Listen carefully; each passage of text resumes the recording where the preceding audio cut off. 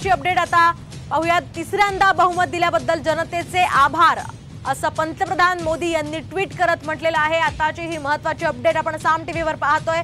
मोदी यांनी जनतेचे आभार मानलेले आहेत, त्यांनी ट्विट केलेले आहे। आपण पाहतोय एनडीएला देशामध्ये 294 जागा मिळालेल्या आहेत। एकूणच बहुमत एनडीएकडे दिसतंय आणि त्या सगळ्या पार्श्वभूमीवर पंतप्रधान नरेंद्र मोदी यांनी हे ट्विट केलेलं आहे।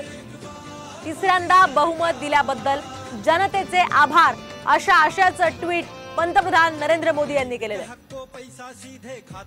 त्यांनी नेमकं काय ट्विट केलं आपण पाहूयात। देशात तिसऱ्यांदा एनडीएला बहुमत दिल्याबद्दल जनतेचे आभार, हे ट्विट पंतप्रधान नरेंद्र मोदी यांनी केलेलं आहे।